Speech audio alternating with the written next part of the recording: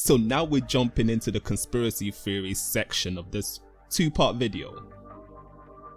My last video looked at what 5G was, the research paper that claimed it was harmful, the ones that were claiming that it's not harmful, and we also looked at what viruses were.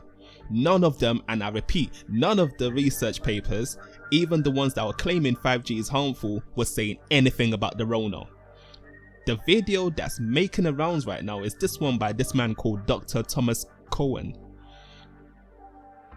I searched for him on Google Scholar, and I must say, Thomas E. Cowan has been putting in the work. Scientific journals for days. But hold on. The left is Thomas Cowan from the video, but the right is Thomas Cowan from the research paper. Now, as you guys can see, I wear glasses and my facial recognition is booky. So you guys can decide for yourself if you think this is the same brother. Don't look like it to me. So that we don't get confused, I'll refer to the one on the left as Dr. Rona. Let's go through what Dr. Rona is saying then.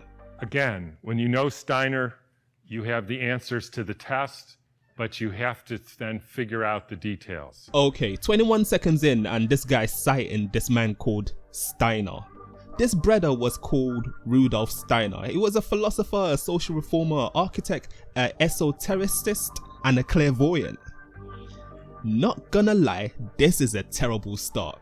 First, it doesn't say anywhere that he was a biologist, an epidemiologist, a virologist, a microbiologist, anything, any type of scientist.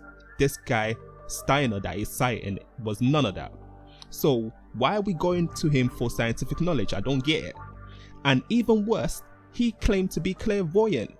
My guy cited someone that claimed to have supernatural powers.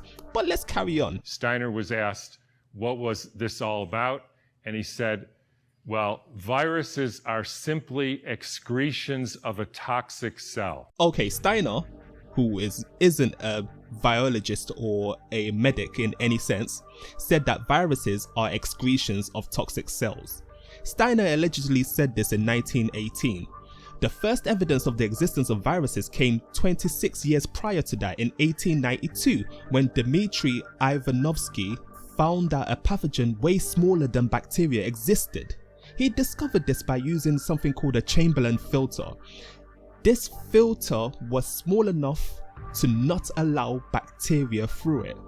But nonetheless, the filtrate that he had contained the pathogen, and this was infecting healthy tobacco plants.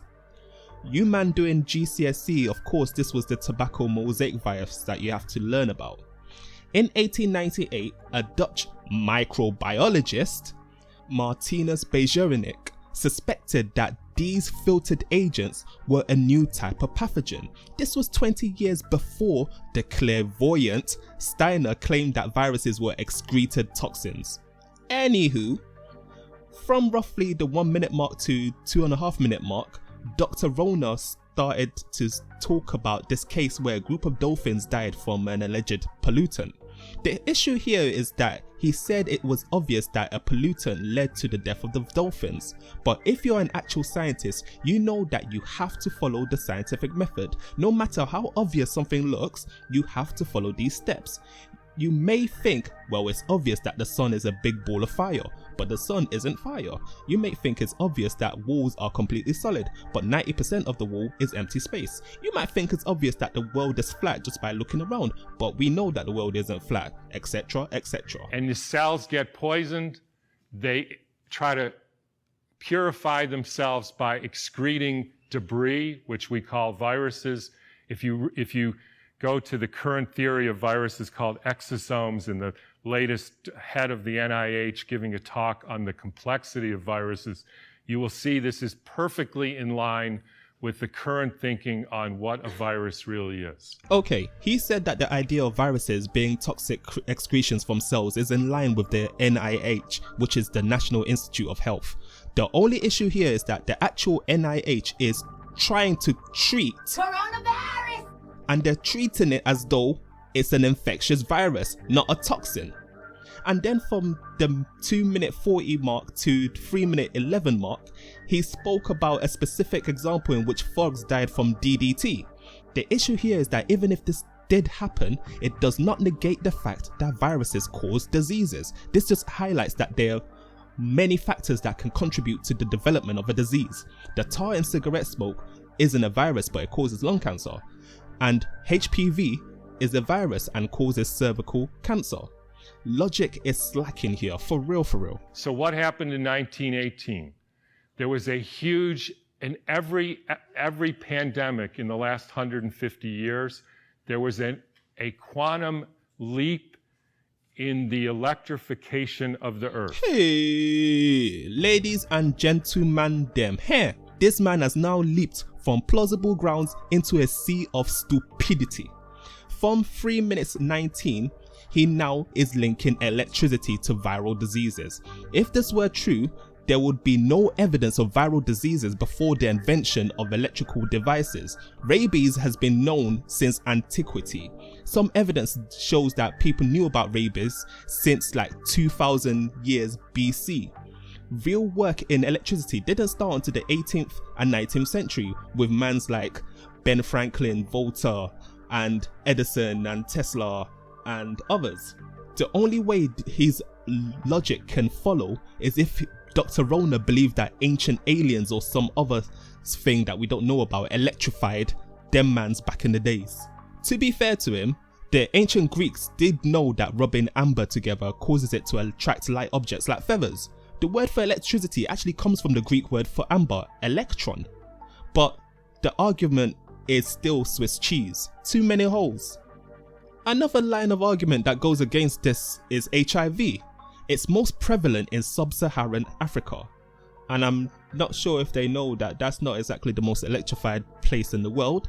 And then we look at its spread from 1990 to 2017. There doesn't seem to be any indication that it's linked to electrical activity.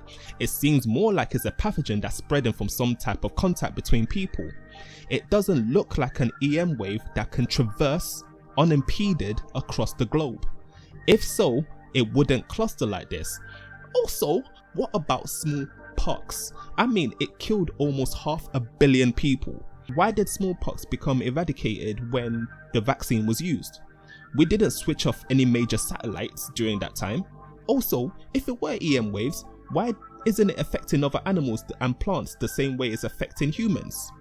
Anywho, let's carry on. Whenever you expose any biological system to a new electromagnetic field, you poison it, you kill some, and the rest go into a kind of suspended animation so that, interestingly, they live a little bit longer and sicker. This is actually so vexing.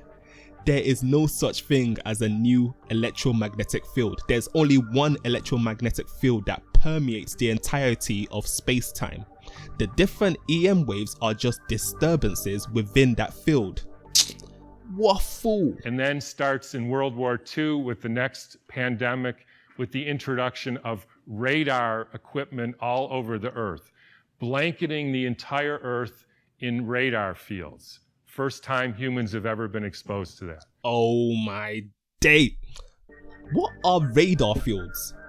What are radar fields? Radar is a detection system that uses radio waves. It's in the name.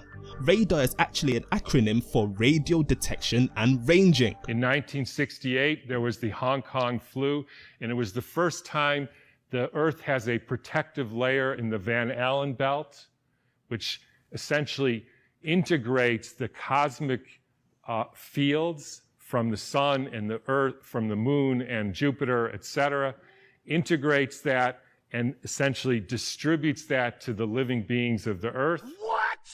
This is so wrong. The sun gives out more than just light. It also lets out charged particles that is called solar winds. These are then trapped by the Earth's magnetic field. Jupiter also has a similar magnetosphere, and like the Earth, it traps the charged particles that originate from the sun. This is actually intellectual torture. The rays aren't coming from Jupiter or the moon, they're coming from the sun. And we put satellites emitting radioactive frequencies in the Van Allen belt. Yeah. My God. Dr. Rona is definitely not that doctor that we saw earlier. He's definitely not the physicist. What? Radioactive what? Radioactive frequencies. This is GCSE science, my G. Radioactive decay is either beta, alpha or gamma rays. The closest thing to the concept of radioactive frequencies will be gamma rays because they're released from the nucleus of radioactive material, but they're not radioactive themselves. You know what? Let me give him the benefit of the doubt. Some satellites use rechargeable batteries while others use nuclear energy in the form of uranium-235 or plutonium-238. Both uranium and plutonium undergo alpha decay, so maybe that's what you meant. But alpha emissions are blocked by skin and paper. True say that some of the products from uranium decay can emit beta radiation, which is more penetrating, but a thin piece of aluminium stops this. Also, satellites aren't even launched into the Van Allen belt itself. This is because the high energy particles will fry the electronics. Come on, man, do better. Within 6 months, we had a new viral pandemic. Why viral? Because the people are poisoned, they excrete toxins, they look like viruses. People think it's a flu epidemic. Maybe the reason why it looked like a viral pandemic was because it was a viral pandemic. He is basically saying that EM waves poisoned the individuals and made them exhibit flu-like symptoms. Okay, all we have to do is look at healthcare workers that are dying from the latest pandemic. If his idea was true, it will be more than just the medic staff that will be dying. Hospitals have more than just doctors and nurses. But we are finding that the more contact you have with individuals that are actually infected, the more likely you are to contract and die from COVID-19. This seems like something you would expect from a communicable disease. If it were EM waves, everyone will be equally affected. Unless you're going to claim that it's that the ventilators or the another essential equipment that's producing these 5G EM waves that's giving everyone coronavirus, then that in itself is stupidity on this finest level, high grade stupidity. Because we should see more healthcare workers getting infected then, because look at their clothing. They ain't blocking any radioactive EM waves that he's talking about. It won't even block radio waves. In the 1918 epidemic, the Boston Health Department decided to investigate the contagiousness of this. So they, believe it or not, took hundreds of people with the flu and they sucked the snot out of their nose and injected it into the healthy people who didn't have the flu. And not one time could they make the next person sick. This guy's actually done out here. The word influenza was not specific to the flu virus back in the day. 26 years before the 1918 outbreak, a scientist called Richard Pfeiffer discovered a bacterium during a previous pandemic. He named this bacterium Haemophilus influenzae. I think Dr. Rona has confused two different pandemics.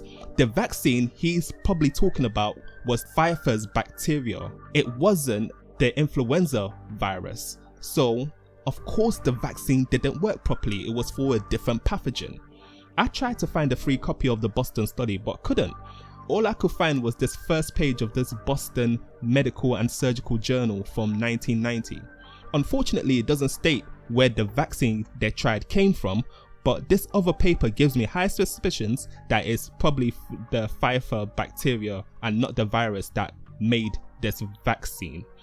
We can be pretty confident in this assertion because it wasn't until 1933 that it became clear that it was actually a virus that caused that Spanish flu. Actually, also, why would the healthcare officials try and infect people during a pandemic? Make it make sense. You can read about this in a book called The Invisible Rainbow by Arthur Firstenberg, who chronicles all the steps in the electrification of the earth and how within 6 months there was a new flu pandemic all over the world. Let me tell you guys something. Whenever someone is trying to dispute science by quoting a non-science specialist, give that person the greatest side eye. The issue here is that Arthur Firstenberg is an author and activist. He's not an accredited scientist, but he did go to the medical school, he just did not finish it. You know what? Let me murk this guy. I'm not a rapper, yeah? You should have finished medical school. Your education should have told you correlation ain't causation.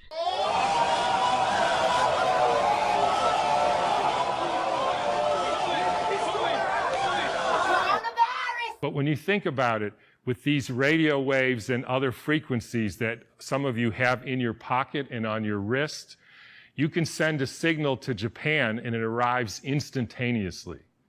So any of you who don't believe there is an electromagnetic field that communicates globally within seconds just is not paying attention to this. If this were true, we wouldn't have flu season. I guess you could argue that we could be using our phones more during flu season, but I couldn't find any data on the average data use per month. My suspicions is that there isn't actually a relationship between the two, and even if there was, I doubt it's showing causation. It will be showing correlation. If you guys are confused about the difference, just look at this example. When more ice cream is sold, more bushfires occur. This is a correlation. Selling ice cream doesn't directly cause bushfires, but they are both caused by another factor, hot weather. And I will only finish by pointing out that there has been a dramatic and quantum leap in the last 6 months with the electrification of the Earth. And I'm sure a lot of you know what that is. It's called 5G, where they now have 20,000 radiation emitting satellites, just like the radiation emitting thing in your pocket and on your wrist and that you use all the time. Well, I already dealt with this in the previous video, so just click the card to jump to that one to see what I need to say about this. I'm sorry to say it, it's not compatible with health. That is a water destructuring device. This is just premium level air now. We already looked at microwaves and how they cause dielectric heating in the previous video. Pure gas. Let's move on. And for any of you who say, yeah, well, we're not electrical beings, we're just physical matter. No scientist in their right mind will claim this. Electricity is caused by physical processes. It's almost like it's trying to talk to non-science specialists, because the people clued in basic germ theory would not be listening to none of this nonsense. And I'll finish with anybody want to make one guess as to where the first completely blanketed 5G city in the world was. Exactly. A quick Google search will show that it was South Korea that first adopted 5G on a large scale. And even with that, they're one of the few locations actually showing a reduction in cases. And this isn't because they've switched off their 5G connectivity, it's because they're undertaking actions to limit the spread of a pathogen, which seems to be pretty effective. And this got brought home to me because about a year ago or so, I had a patient who came in who was totally fine, a surfer and all, and then he works as an electrician putting in Wi-Fi systems for very wealthy people. Electricians have a very high mortality rate, but he was fine. And then he breaks his arm and he gets a metal plate put in his arm. 3 months later, he couldn't get out of bed and was total, heart irregularities, just total collapse. Mr. Man, what is this, man? Electricians do not overwhelmingly die from flu-like symptoms. They overwhelmingly die from slips and falls. Tut tut, Dr. Rona. This is lying by omission. The susceptibility has to do with how much metal you have in your body, as well as the quality of the water in your cells.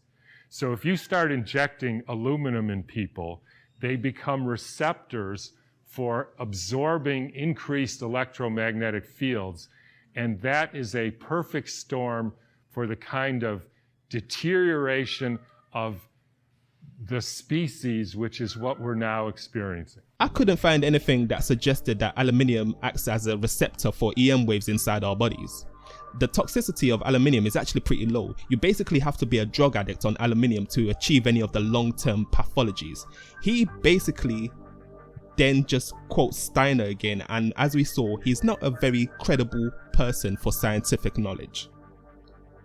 To conclude all of this, man, this is just showing me that there is a big issue. There's a big issue with scientific literacy. Like, people need to be clued up on science, because at the moment, we can see people can't distinguish the difference between science and pseudoscience. You just get any guy that has a lanyard and probably a lab coat and a doctor in front of his name talking mad crud about the scientific community and established knowledge, and people will just believe it. There's no critical evaluation of what they're saying and the likelihood of it being true. It's just showing me that the government needs to step up their game and make science a priority, scientific literacy a priority. Like, I just looked at the news now and Boris Johnson is being admitted to intensive care, and people were, yesterday, people were sunbathing when there's meant to be a lockdown. People aren't taking this seriously, and I do not blame them. They really don't know any better. But it's crazy, man, because people are actually dying out here, and it's not until it happens to someone close to you that people take it seriously. But it shouldn't have to go to that stage. For the greater good, we should all just do the right thing. Stay home, man.